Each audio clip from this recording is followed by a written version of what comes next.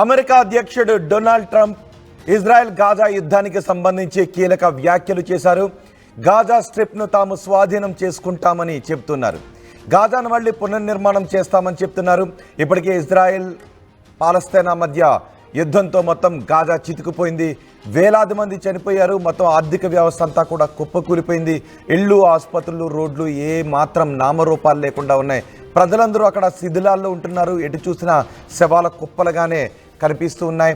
మొత్తం హమాస్ను అంతం చేయడానికి ఇజ్రాయెల్ పెద్ద ఎత్తున అక్కడ మారణాయుధాలను కూడా అమర్చింది. ఈ నేపథ్యంలో యుద్ధానికి ఫుల్ స్టాప్ పెట్టడానికి చర్యలను తీసుకుంటాం, గాజా స్ట్రిప్ను స్వాధీనం చేసుకుంటాము అంటూ ట్రంప్ అంటూ ఉన్నారు.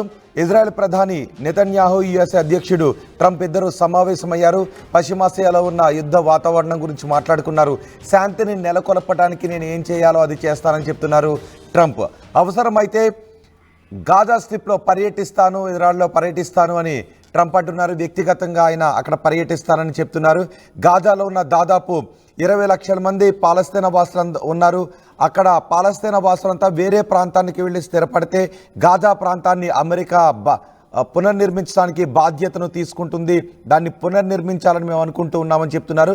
పాలస్తీనియన్లు వేరే చోట స్థిరపడిన తర్వాత గాజా స్ట్రిప్ను అమెరికా తీసుకొని అక్కడ ఉన్న బాంబులన్నింటినీ కూడా నిర్వీర్యం చేస్తామని చెప్తున్నారు. ఆ తర్వాత ఇన్ఫ్రాన్ డెవలప్ చేస్తామని చెప్తున్నారు. ఇప్పటికే ఐక్యరాజ్య సమితి కూడా గతంలో అభిప్రాయపడింది. మొత్తం గాజాను మళ్ళీ పునర్నిర్మించాలి అంటే దశాబ్దాల కాలం పడుతుందని ఐక్యరాజ్య సమితి కూడా అభిప్రాయపడింది. గాజాను మళ్ళీ ఆర్థికంగా ఒక గాడిలో పెట్టాలంటే సుమారు 350 సంవత్సరాలకు పైగా సమయం పట్టే అవకాశం ఉంటుంది అని ఐక్యరాజ్య సమితి అభిప్రాయపడింది. ఇప్పుడు అక్కడ శాంతి వాతావరణాన్ని నెలకొల్పడానికి, శాంతి పరిస్థితులను తీసుకుని రావడానికి అమెరికా చర్యలు తీసుకుంటుంది. గాజాను స్వాధీనం చేసుకుంటామని ట్రంప్ అంటూ ఉన్నారు. ఒకసారి ట్రంప్ ఏం మాట్లాడారో చూద్దాం.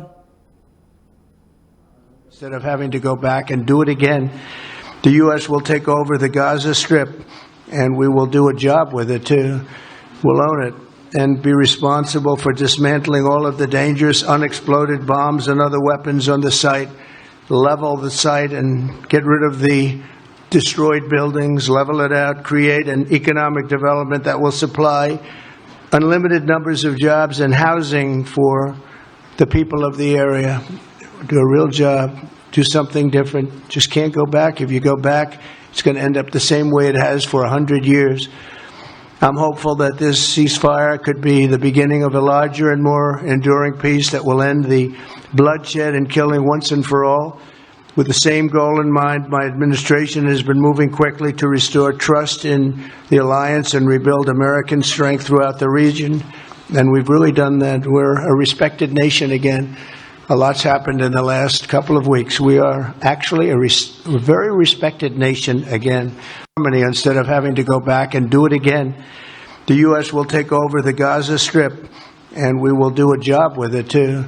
We'll own it and be responsible for dismantling all of the dangerous unexploded bombs and other weapons on the site, level the site and get rid of the destroyed buildings, level it out, create an economic development that will supply unlimited numbers of jobs and housing for the people of the area. Do a real job, do something different. Just can't go back. If you go back, it's going to end up the same way it has for 100 years. I'm hopeful that this ceasefire could be the beginning of a larger and more enduring peace that will end the bloodshed and killing once and for all. With the same goal in mind, my administration has been moving quickly to restore trust in the alliance and rebuild American strength throughout the region. And we've really done that. We're a respected nation again. A lot's happened in the last couple of weeks. We are actually a very respected nation again. Instead of having to go back. America అధ్యక్షుడు ప్రకటనను మనం చూడొచ్చు. గాజాను America స్వాధీనం చేసుకుంటుంది. అవసరమైతే దశాబ్దాల సమయం పట్టినప్పటికీ కూడా, ఎన్ని ఇయర్స్ పట్టినప్పటికీ గాజాను అభివృద్ధి చేయడానికి, గాజాను మళ్ళీ గాడిలో పెట్టడానికి చర్యలు తీసుకుంటామని అమెరికా అధ్యక్షుడు చెప్తున్నారు. అమెరికా అధ్యక్షుడు ఇజ్రాయెల్ ప్రధాని నెతన్యాహు సమావేశమయ్యారు.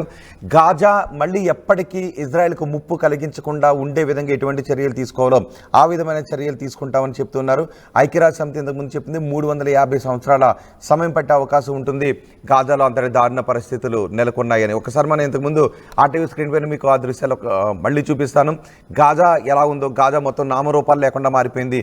ఎక్కడ ఎక్కడ కూడా ఉండటానికి ఇల్లు లేని పరిస్థితి ఉంది. చూడండి ఒకసారి రెండో బాక్స్లో చూడండి, మొత్తం కూలిపోయిన ఇల్లే కనిపిస్తున్నాయి. ఆ శిథిలాల్లోనే ఇప్పుడు మీరు చూస్తున్న ఆ శిథిలాల కిందే ప్రజలు తలదాచుకుంటూ ఉన్నారు. వేలాది మంది చనిపోయారు. హమాస్ని అంతమొందించడం కోసం ఇజ్రాయెల్ గాజా స్ట్రిప్పై చేసిన దాడితో వేలాది మంది చనిపోయారు. చనిపోయిన వాళ్ళు చిన్నపిల్లలు ఉన్నారు, మహిళలు ఉన్నారు, వృద్ధులు ఉన్నారు, యువకులు ఉన్నారు. శరీర అవయవాలు తెగిపడి వికలాంగులుగా మారిపోయిన ఎంతోమంది యువత ఇప్పుడు గాజాలో ఉంది.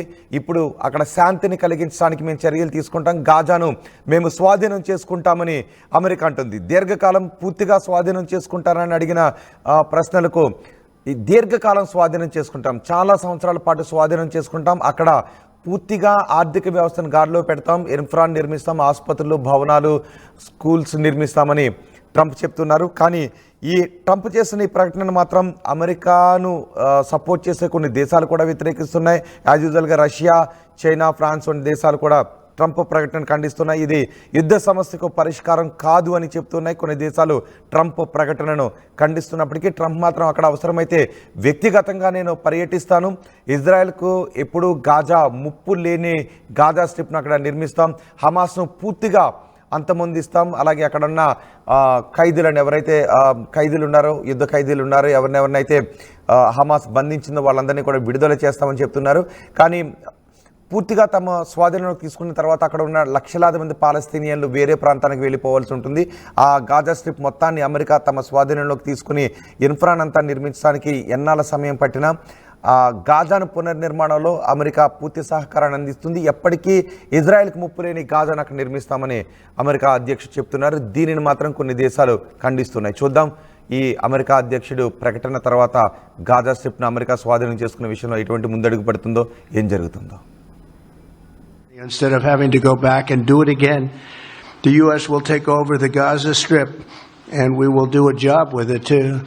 We'll own it and be responsible for dismantling all of the dangerous unexploded bombs and other weapons on the site, level the site and get rid of the destroyed buildings, level it out, create an economic development that will supply unlimited numbers of jobs and housing for the people of the area.